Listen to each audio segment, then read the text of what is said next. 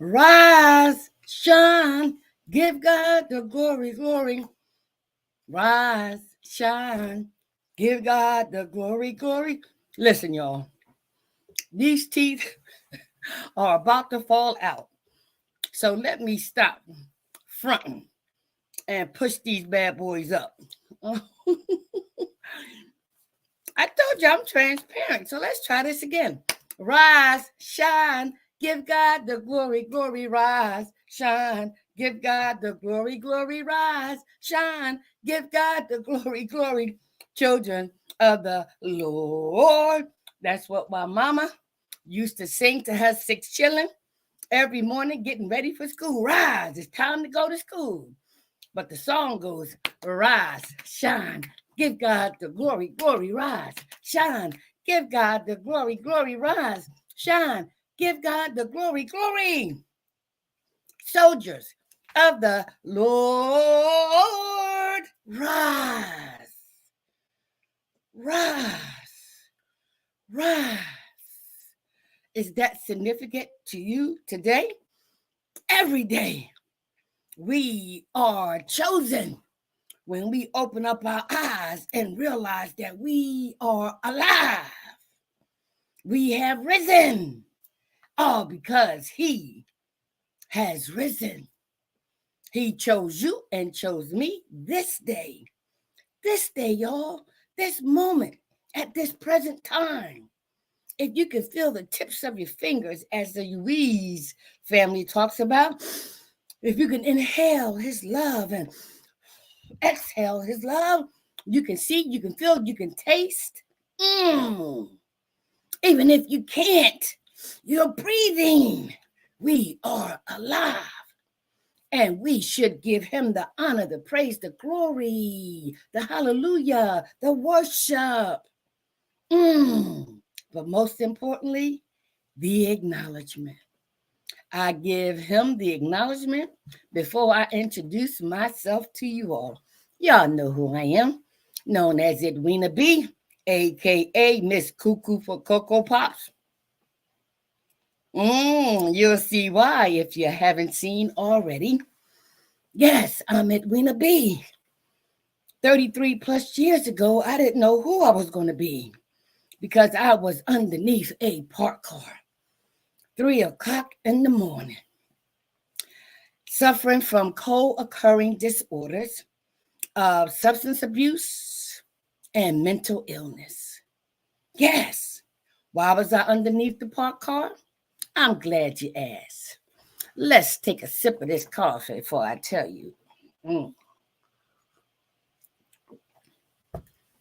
I was in my 14-year addiction, and on the early morning of February the 22nd, my stepson and I, both the age of 34, was getting high with each other. Crack cocaine, alcohol, whatever was available, him and I was using. And after everything was said and done, because he wanted sexual favors, yes, my own stepson, and he transformed into a violent person. I transformed into a person who feared for her life. That wasn't the only time, because with the devastating disease of addiction, alcoholism, that lifestyle, I encountered many life-threatening situations. But on that early morning, on February the 22nd of 1990, when he wanted to do harm to me, he threw the first punch. I jumped out the car and started running for my life. I got a flashback from my past when I played hide and seek. If I just get underneath the bed, they can't find me. They can't get me. They can't hurt me. As I continued to run, I saw the slew of cars. And I said, if I just get underneath one of those cars, he can't hurt me. I found a car, slid underneath that car. How? I only weighed 90 pounds. Face all sunken in, dark circles around my eyes. Hair was short and matted, and I was missing several teeth. Cocaine, alcohol, all the drugs took my teeth. And underneath that parked car, I had no mask on, none. As a matter of fact, the flashbacks continued. Edwina, you're 34 years old. Why are you underneath a parked car? You was the co-captain of the cheerleader team, vice president of your class, had ambitions of being a model and an actress and a phys ed teacher. You were one to most likely to succeed. Your family deemed you the smartest of the six children. Your children admired and respected you. But you're underneath a parked car. Really? Dogs and cats get underneath cars, not human beings. But I had enough. I was at the end of my journey of this devastating disease of alcoholism that I didn't know I had, that contributed to my mental illness. People would often say that, Weena, what's wrong with you? What is wrong with you? But no one asked that question more than me. Edwina, Edwina, Edwina, Edwina, Edwina, Edwina, what's wrong with you, boo? What's wrong with you? The flashbacks continued. At the age of 23, while prostituting, I got pregnant. Didn't want the world to know who the father was. Didn't even want him to know. I made a conscious decision that I thought I would never, ever, ever make. I had an abortion. Yes, I consider that murder. Yes, I do. I took life, fearful of what the world might say. From that point on, I said to myself, whatever happens to me, I will deserve. I've been raped several times, passed around like a bucket, spit on, called all kinds of names. Homeboys say, B, do me, but do my boys too. And if you don't do it right, I'm going to sick these dogs on you. You are either going to submit or you're going to die. And under the influence, we did any and everything to get one more. That's how enslaved we were. People think no willpower. No willpower at all. Guess what? I attempted suicide several times. I robbed dead bodies, stepped over dead bodies, didn't call the police. I know. But under the influence, we are worse than animals.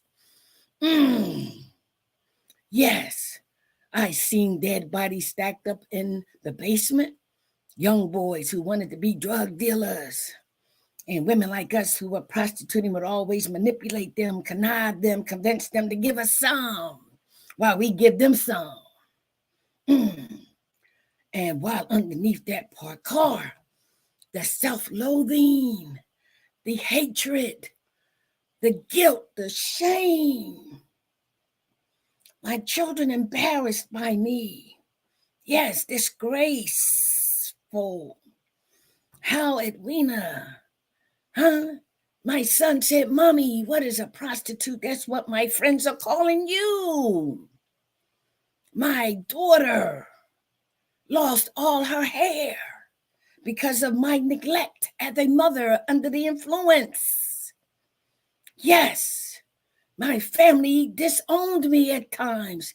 They used to lock me in the basement, chain me to the bed just to keep me from going out. But under the influence, no mountain, no river, no bars, depending upon where you are, but you can get high in the jails too, kept me from getting away. That thing had me. And the flashbacks of all of that. Somewhere deep down inside was a spot reserved. Now in hindsight, that's for the creator only, the true giver and taker of life. Edwina, you couldn't forgive yourself for 10 years until you got into recovery. You didn't know nothing about that, but deep down inside that early morning, you cried out, whoever they say you are, whoever they say you are, take me out this life now. Take me out now, or show me a better way. I don't know you. I don't know you for myself. They told me you was a punishing God. I was told as a child that when you bad girl, you were a big bad girl. Why? Because I was imitating the behaviors of the parents and the adults, wanting to be like them, smoking, drinking, promiscuous. Yes. But somewhere deep down, those words came out. I had reached my knee bowing experience, and with my tongue, I confessed, whoever they say you are. But guess what? During those many times that my life was threatened, I used to call out, save me, help me. I found out it was God's decision, not mine. It was my mother's prayers, right? We call them foxhole prayers from us. If you just get me out of this one, I won't do it again. If you just get me out, if you just save me, I'm telling y'all, ooh, I have a journey to share with you. And that's why I want to plant the seed now for you to join me on April the 20th and or the 27th, so I can share with you my journey from underneath that parked car to 33 plus years later, no longer an alcoholic, an addict, a prostitute, no longer involved in the lifestyle. I've been set free because he chose me to live. And not only did he chose me to live, he prepared me while underneath that parked car for things yet to come, that he knew he wanted to mold and shape me and order my steps. I just had to be totally ready, either to live or to die. And it wasn't going to be my choice. My dad would say, I brought you here, I'll take you out. Really? In recovery, we learned that we only take out the body, never the spirit. That's only reserved for our Creator, who I did not know while underneath that parked car. And so my free to hope from recovery emerge enlightened to give hope to others, help others prosper equally. So underneath that parked car, the God that I know now, didn't know then, accepted me just the way I was. No mask. Therefore, I've learned to keep the mask off during my journey of being prepared for things yet to come. And most importantly, to learn that the physical mask is not the true me. And to apply that same analogy to the inner issues that I was going to conceal, that needed to be revealed in order for me to heal. Yes. So the mask must go. And so I will share with you my journey, the pathways, the opportunities, the services, the interventions, but most importantly, the honesty, the open-mindedness, and the willingness never to go back underneath that parked car, but to move forward, even if I stumble, if I trip, and even if I fall, it will be in a forward position. And that's why I share with you, the mask must go. And so what you see here is not me. As a prostitute, I would put on all kinds of wigs. I would make up my face. So listen, when people are doing what they do, the flashback of being a prostitute is what I remember when I'm like this. Yes, but I come on to share with you that the journey to transparency and authenticity allows me to take off the physical mask. Yes. Wait a minute. Mm-hmm. Mm-hmm. Don't need it. Don't want it. Don't need it. Don't want it. Don't need it. Don't want it. No, don't need it. No, want it. Mm-mm. No, this is who I am. Oh, yeah. Can you be this transparent? Can you be this authentic? And you want to know why and how I can be? You need to join me on April the 20th or the 27th so I can share with you that wig, that makeup, and even these dentures are not who I am. Not who I was underneath that parkour. I was spiritually naked and asked this God, whoever you are, to take me out or show me a better way. That's why I can be your keynote speaker as a transformational speaker. I can coach you and your clients as a spiritual coach. I can offer you consulting services, but in a spiritual nature, to get to the core of total transparency and authenticity. I'm telling y'all, it's nothing like being set free, which is our topic today, free from king alcohol. Are you kidding me? Yes, I'm not. No, I'm not. Which one is it?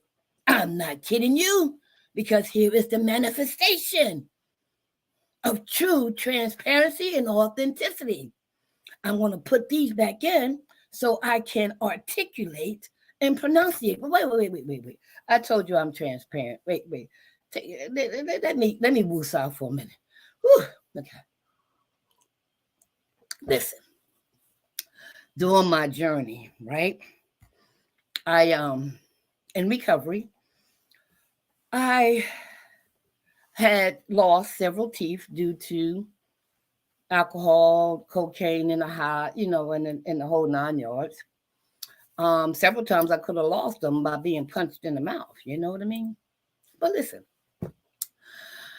So, I became productive member of society and whatnot, and I got insurance and everything, working for the city of Wilmington, for the police department, fire department, and the mayor's office, right? Oh, I thought I was going to put this back in. Oh, no, I'm going to keep this off for a minute. I got a point to make.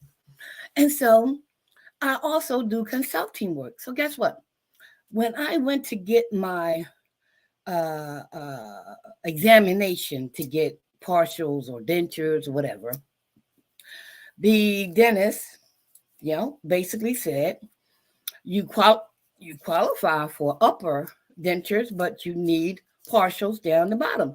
And all the other teeth are just about gone, but thank God you got the two bottom teeth because they can hold the partial in, okay? And so she said it's going to take a 6-month process. Okay. Yes, because we got to do this, we got to do that, we got to do this, we got to come back, you got to do this, you got to do that, and da da da. I was like, okay. And so, because I was in a 12-step spiritual program, practicing spiritual principles, that helped me to apply spiritual principles to all earthly matters, even these doggone dentures, teeth process, right? And so during that time, I got a call to teach classes, anger management classes, with the organization's Mothers in Charge, people who are coming out of prison and who have served time for committing murder. And so the normal person would have probably thought, well, I don't have my teeth, so I can't take the job. And listen, are you kidding me? They was offering me at that time $50 an hour, right? Listen, you think I took the job? You better believe it. For 6 months, I had just these 2 teeth and I was touching and impacting lives because they got over the physical condition and began to focus on the spiritual message. So that's why I am comfortable being without my dentures if I need to, if I want to, just to show total transparency and authenticity. There's times when I can't even find them suckers. my grandkids done took them and hid them somewhere. But guess what? The point is, Donald Lawrence says we are not natural beings having a spiritual experience. We are spiritual beings encased in walking this natural journey called life, which is why I want to share with you, right, on my virtual presentations. If you suffer from the disease of alcoholism, addiction, and mental illness, or if you are administering services to that target population, even if you are just interested on how to be set free, to be you, without worrying about what people say. No, hell no. When people meet me, with or without my teeth, I am the same way because it's my spirit. It's my spirit within. And so having 6 months without them and now getting them and having them for several years, done lost a couple of sets. And I can sit before you just like this. I told y'all yesterday, President Biden, that's my buddy. He calls me the hugger of Delaware. Do you think I would miss an opportunity to hug him if I didn't have my teeth? You're wrong. Would you think that if I went to a homeless man on the street without my teeth, we probably could relate, right? Yes.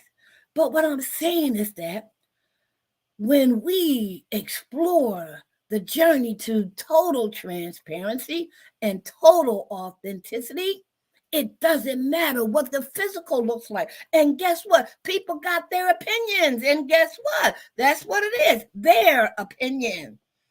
But for me, applying these 12 spiritual principles from a 12-step program within a 12-step spiritual fellowship, are you kidding me? Are you kidding me? All right. So now, guess what?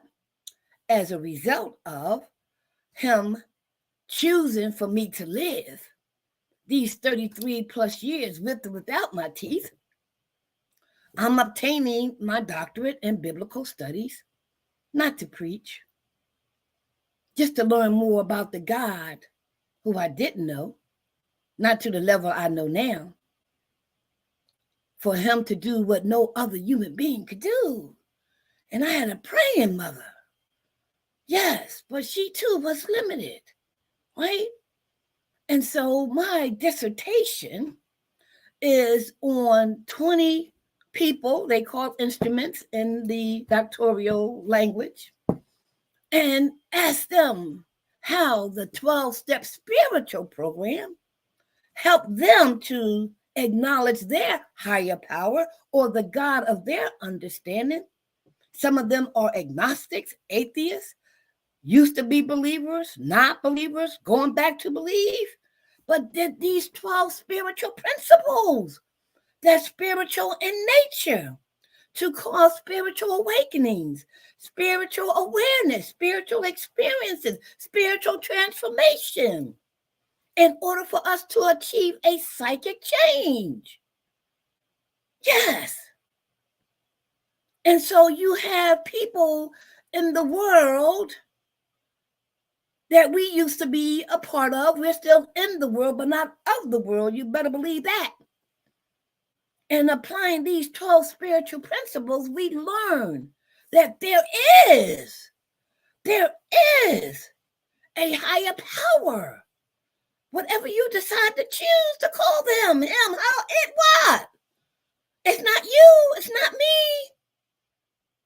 this magnificent journey that we're on, this earthly journey, experiencing life, can be enjoyed in different ways once we have our knee-bound experience. Now, I'm telling you, there's something about being humiliated that brings about humility. And so guess what? When I share my experience, strength, hope, wisdom, and perspective around the world, either on stage or in front of you right now, when I do workshops and seminars, I come out like I'm Miss Thang. Yeah, look at me. But there is a time when I reveal who I really am. And so that you can get confused with the messenger, but focus on the spiritual message. Okay? So join me, all right? All right, now. I'm also a runway model. I'm an actress, and I play roles of a sponsor, a prostitute, an addict, right? When I model, my story is shared in the pamphlet because I had goals of wanting to be a model, but God said, you're going to be a model, all right, but you're going to be my model first. Then I give you the desires of your heart. So yes, I'm a full-figure runway model. A TV talk show called Choosing a New Way of Life that talks about this devastating co-occurring disorders of mental illness and chemical dependency. Yes, I provide a platform where I share information. I share testimonies of people who are impacted, affected by a person with those disorders. Yes. I don't believe in hiding nothing. It's about being transparent and authentic to let you know that you can. They can. Your child, your mother, your parent can recover one day at a time. Yes. I also went back to school and got my master's in human services, right? My thesis was on developing a training manual for the city of Wilmington and to train employees, both blue and white collar workers, on how to be peers for each other who have these disorders, one or the other or both. Instead of losing their jobs, they can get help. God prepared me and used me to put together a training manual. Because I used to get high on my jobs, y'all. Listen, y'all got to come to my my presentation, because listen, everybody got a story, but I'm going to tell mine. Ain't afraid to tell it, because the journey continues, right? And as a result of being in recovery, where's it at? I also am an author. Opposed to the training manual, I kept a journal for the first 4 years in recovery. Yes. Someone suggested, since I lie at meetings and I lie at the counselors and I lie in therapy, Edwina, you got to be true to yourself. Keep a journal of how you are struggling with not wanting to go back and not knowing how to go forward, because what? King Alcohol is what? It's trying to call you back. But underneath that parkour, you asked for help and you got it. And that means that there is a pathway forward that is spiritual in nature. So keep your journal. I kept the journal for the first 4 years in my recovery. And when I say everything is in that journal, everything is in that journal. My fears, my goals, my apprehension about the future, my promiscuous behavior, my rejection, my seductive behaviors and all that kind of stuff was revealed in my journal and how I got through them. And let me tell you, when I first started my journal, it was Dear Higher Power, because I had not yet found a loving and caring God Huh? The 12-step program, the fellowship were my higher powers. But guess what they were giving me? Spiritual information. And after being confronted in my first 90 days with leaving a husband that had cancer, I was diagnosed with cervical cancer as a result of having STDs. Yep. And I also wanted to go see my baby brother, who I turned on to crack because he had the money. And I know he wouldn't force me to do nothing. But right? But he tried to commit suicide.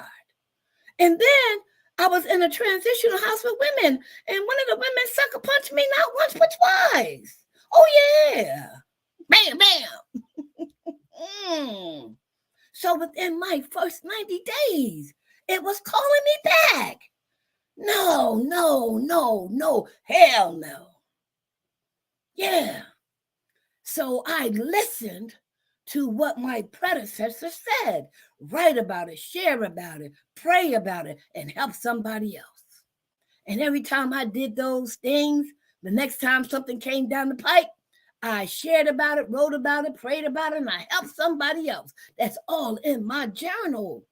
So that's why I want to invite you to my virtual presentation, whoever you are, whether you are a practitioner or whether you are a one who is afflicted with this co-occurring disorder. Yes, any and everybody, right? If I share with you what I did, what I used, what pathway I was directed, what help I received and utilized, I want to be able to share that with you. Yes. So when you do join me on April the 20th or the 27th, my first request is for you to start keeping a journal. Yes. Yes. And so it's time for me to get to my topic today. Because, see, on Sundays, y'all have me for a whole hour. And I did find my glasses. I am going to put my teeth back in. But I just wanted to show you that, can't you see I love myself? Can't you see I respect myself? Can't you see that I have nurtured myself? Can't you see that I've been true to myself? Can't you see it? Yeah. Your average person wouldn't want to come before the world saying, how you like me now? You still love me? Yes, see? The spirit is the same now, but it wasn't before because this vessel was occupied by other types of spirits that was not conducive to my spiritual well-being. All it did was feed the flesh. And I'll close with this part. There's one thing I ask myself, but I'm thinking about doing something, when I want to say something, or when I want to act a certain way, I ask myself, Edwina, now, girlfriend, is what you want to do, say, act, is it going to feed the flesh or is it going to feed the spirit? And guess what? Because I've learned to stumble forward, fall forward, and trip forward, there's times, even today with 33 plus years, I have the awareness that I'll say, God, fellowship, look, I'll be right back. I'm going over here for a minute. But I don't beat myself up because it's part of the journey. The awareness factor is so awesome. Okay, so I'm going to put these back in. I'm going to put this back in. Let me lock them in. Listen, when I was teaching, sometimes, because I don't use the glue, I don't use the paste and all that kind of stuff. I just don't, right? And so you have to go back every so often for adjustments. And, sometimes I'm not always on point with that. But there's times when I'm talking and the top dentures just fall out.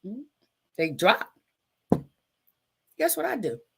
I take them out, put them on the table, and keep on talking.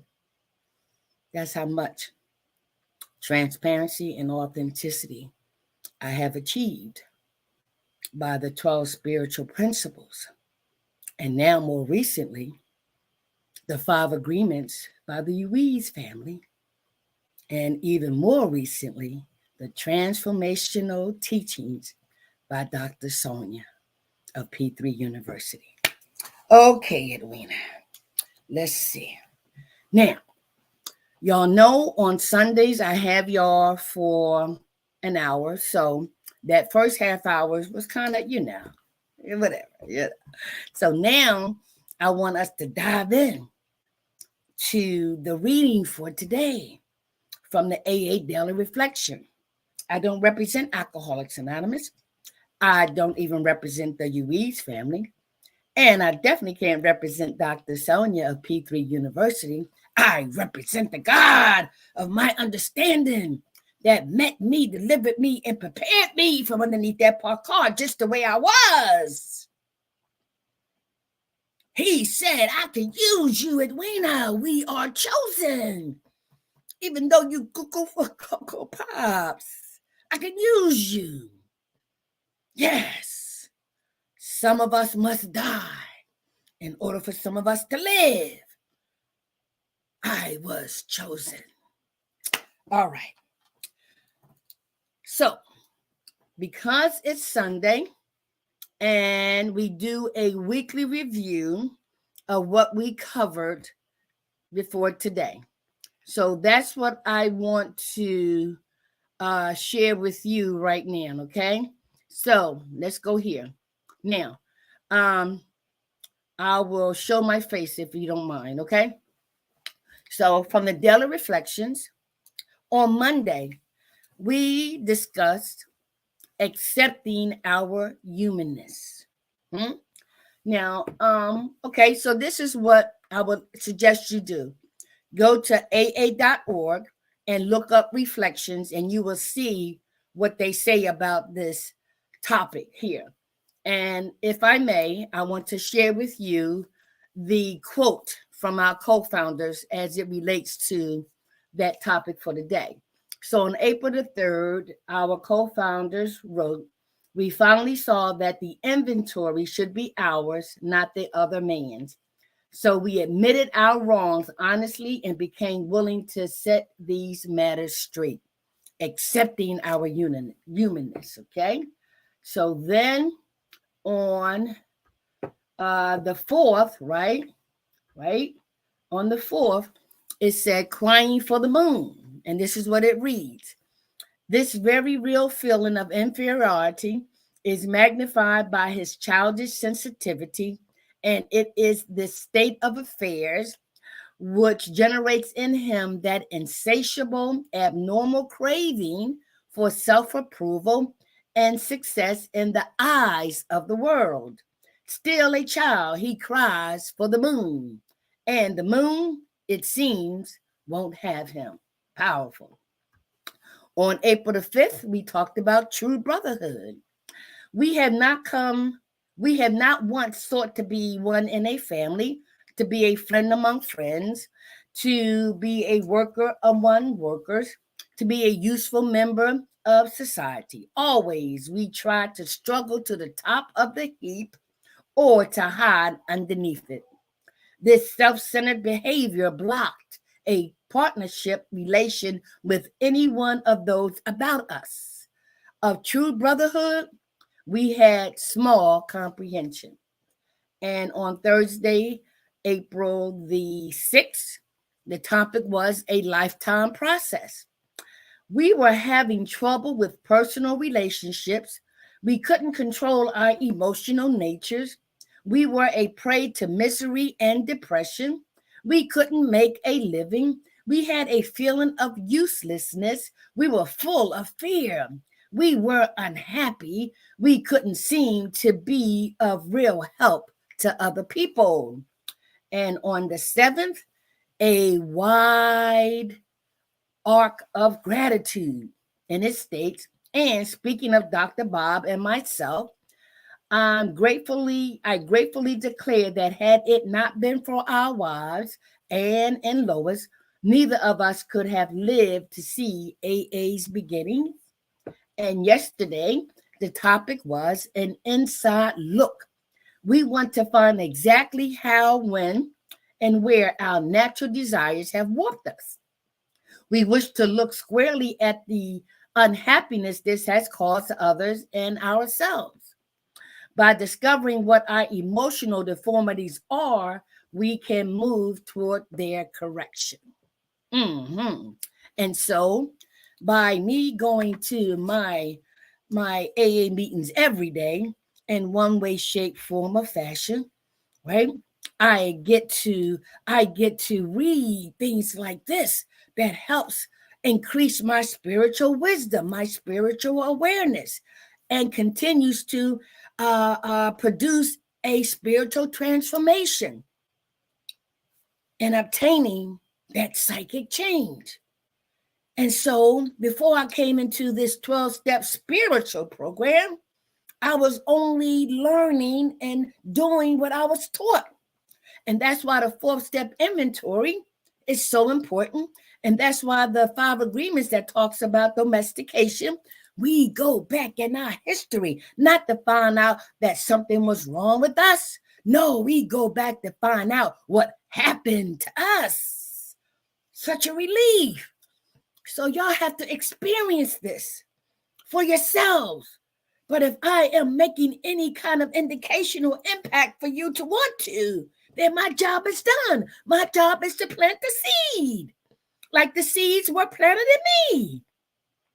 We freely receive and we freely give. Huh? And so today's topic, freedom from King Alcohol. Oh boy. All right, we got 15 minutes to dive into this one. Okay? Now, let me also share with you that I will be incorporating the 5 agreements, okay? And they include, all right, so let me get here, okay? And let me show you what I'm talking about, okay? And so I always like to do this just to kind of give you an indication of how I'm incorporating other spiritual tools, pathways that has helped me spiritually. So the 5 agreements, although there were 4 written in the book, there are really 5. The first one, it says, be impeccable with your word.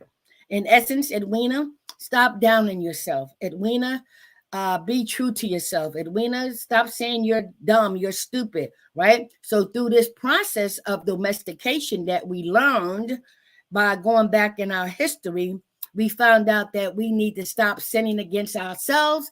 Therefore, we will stop sinning against others. In other words, stop gossiping, right?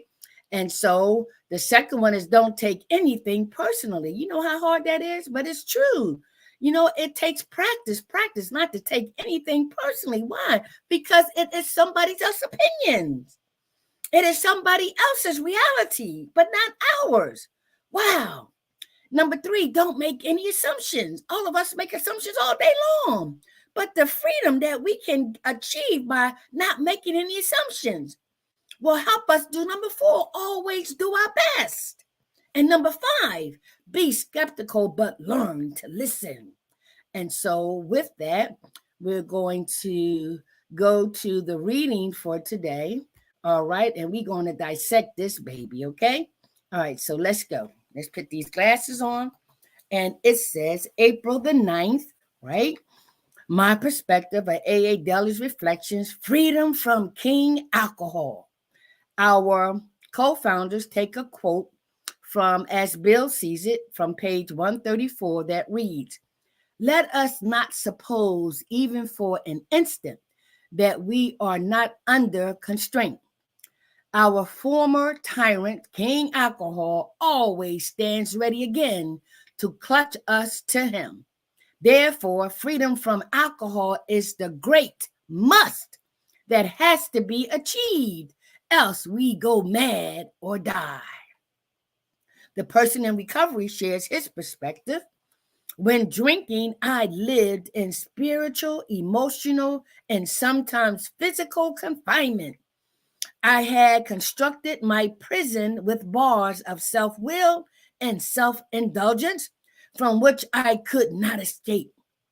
Occasional dry spells that seemed to promise freedom would turn out to be little more than hopes of a reprieve.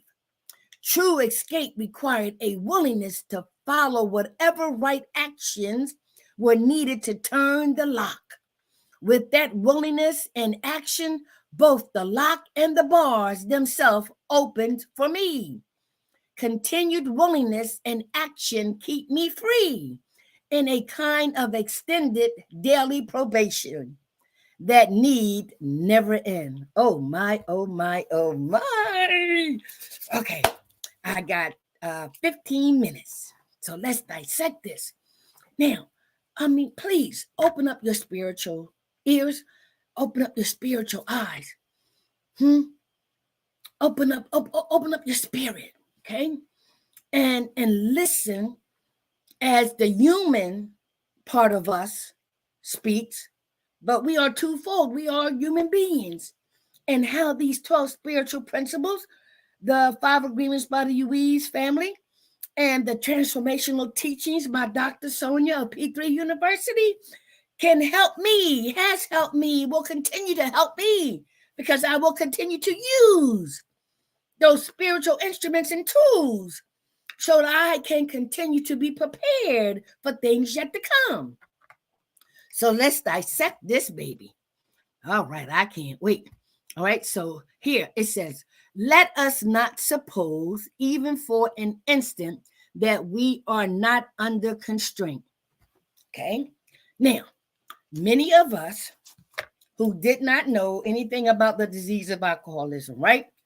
We did what society showed us, told us, when we went back in our inventory in that domestication process, that we celebrated this with a drink, we celebrated that with a drink, we dealt with grief with a drink, we dealt with, drink, right? Now, our intention was what? Do what others do. This is how we were taught to deal. Some of us, majority of us, a lot of us. We are all addicted to something. We all seek some type of outside manifestation to deal with inner issues that we don't want to admit, to reveal, to acknowledge. We were taught that by society, through domestication. Yes, that's why that inventory is so important. And so as we continued, you have some people who don't have the disease of alcoholism, but are addicted to something else. But I'm talking about people with the disease of alcoholism that we found out that we had. So in doing our research and doing our sharing of our experience, strength, hope, wisdom, right, and perspective, we learned to take ourselves out of the picture and look at ourselves and our active addiction. Ooh, that's powerful, ain't it? We get to see the story. Oh, wow, Edwina. Yeah. Oh, it's okay, boo, because that's what you were thinking then. That's what you did then. But we're going to give you some spiritual principles to put all that in perspective. So you will see how much constraint you was under as an active alcoholic. All right. So then he goes on to say, our former tyrant, King Alcohol, always stands ready again to clutch us to him. See? Listen, the adversary, those spirits, are going to use the same body that it has used for years to manifest its desires, its actions, right? And so just because I and millions of others have put down that drink as a result of seeing how powerless we were under the influence and how it controlled us where we thought we were controlling it. And as a result, it made our lives so unmanageable in all areas of our lives. That's why the first step, we admitted we were powerless over alcohol, that our lives had become unmanageable, must be done 100%. And that is your knee-bowing experience. That was mine, where the student was ready to surrender so that the teacher could appear. And then the student stayed ready until the spiritual student became ready and the spiritual teachers appeared, right? And so guess what? Just because we are in recovery, King Alcohol is still out there waiting patiently. Yeah. He said, I ain't going nowhere. I'm just waiting. Good. You keep on waiting. Because with these spiritual principles applying to these earthly matters, you won't get me.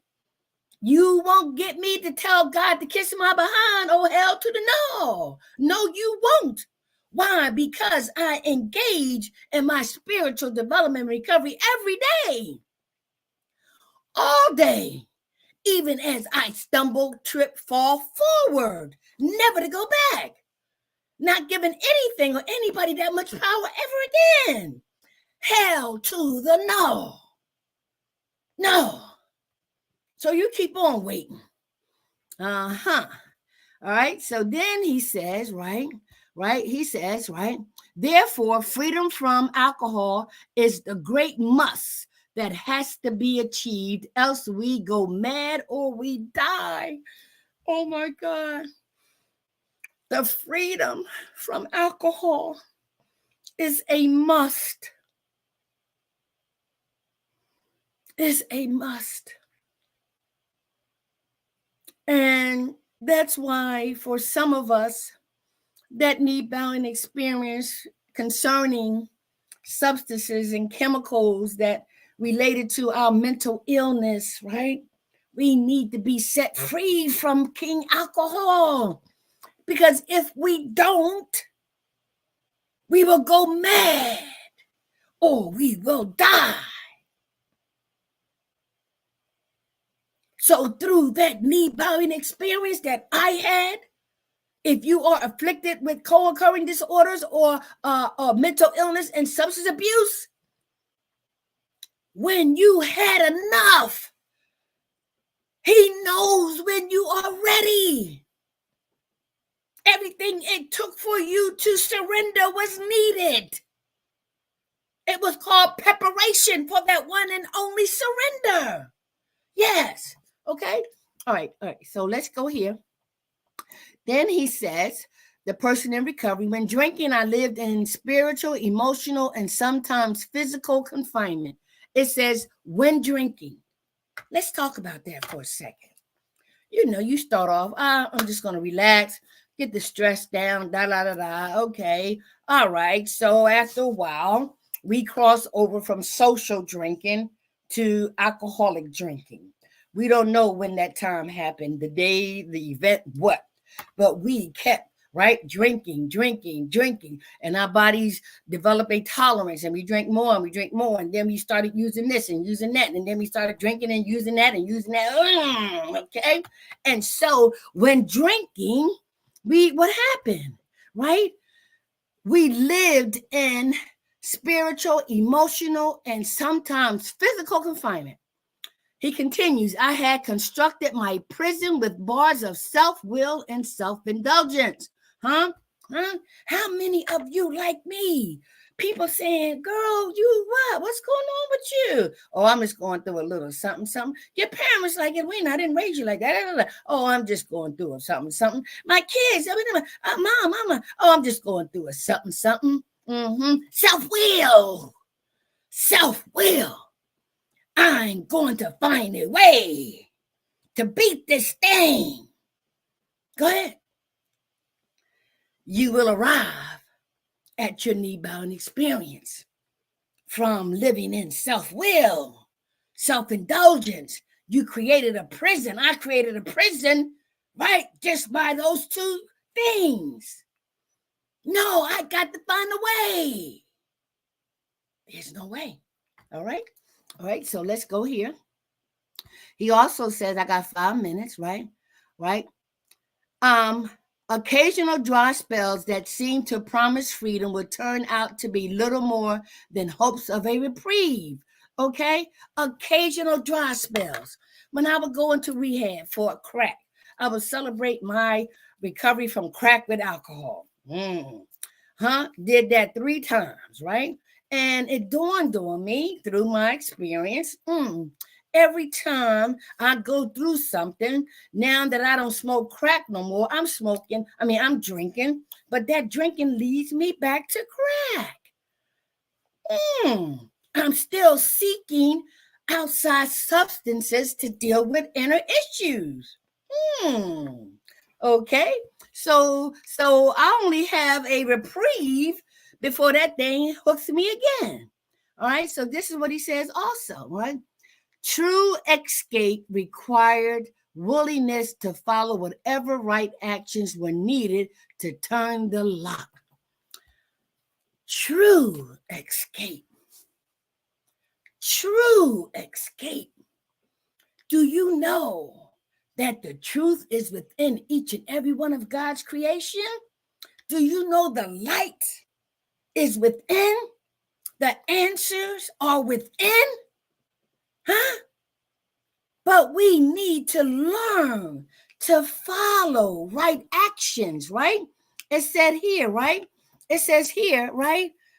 True escape required a willingness to follow whatever right actions were needed to turn the lock. But it can't be turned until you have that knee-bowing experience. Every knee shall bow. Every tongue will confess that he is. And that's the point of us losing self-will, to cry out for whoever they say you are. Help me. Help me.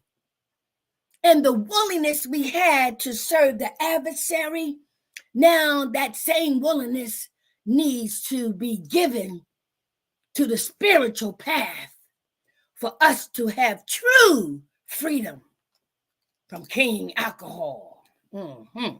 All right, so then he goes on to say, right, with that willingness and action, both the lock and the bars themselves open up for me. See, we can have great ideas. We can sit and ponder this, and that, right? But if we don't put action to it, it's not going to manifest. Just like in my addiction, I had thoughts of this, and that to get there. Guess what? I got the money. I went to the drug dealer. I went to the state store. I performed an action to get what I wanted. Well, the same thing in recovery. If I was willing to do that over there, then I need to be willing to do this over here. This is designed to take my life. This is designed to give me a new way of life based on spiritual principles. Okay? All right? I'll tell you, boy, I listen. Then it says here, continued willingness and action keep me free. Let me stop there. Continued willingness and action, right? Keeps me free. That's why for 33 plus years, I stay connected. I'm in recovery. I'm in love with recovery. Yes, I am in love with spiritual information, wisdom, knowledge, transformations, awakenings, experiences. I love it. I never knew I could be committed to nothing, but I'm committed to this spiritual path, right? And it is preparing me for what he wants me to do. And that is to stay sober so that I can help one other person. And I do it just one day at a time, but I continued having the willingness. I continue to perform the action that's needed, that's required, that's necessary. And guess what? I'm honored to do it. I am honored to do it. Woo! I know I need it, but I wanted it. And I want to keep giving to others what was so freely given to me. Okay? Oh, it's 8:30. I got to go. All right? And the last thing he says, right? It says here, okay? In a kind of extended daily probation that need never end. Yes. Someone said the other day, and I liked it, right? They said recovery is like a rental services. You rent sobriety every day. And it also says, right, my spiritual condition is based on my maintenance, right? And my maintenance to my spiritual condition so that I can have the peace, tranquility, serenity, right? Freedom from recovery, emerge empowered, right? Using that serenity prayer, God, grant me the serenity to accept the things I cannot change, courage to change the things I can, and the wisdom to know the difference. You're dealing with people? God, grant me the serenity to accept the people I cannot change, courage to change the person that I can, and to know the difference and the wisdom that that person is me. Join me on April the 20th and the 27th. You need to send me an email at edwina.bell@yahoo.com so I can send you the virtual link.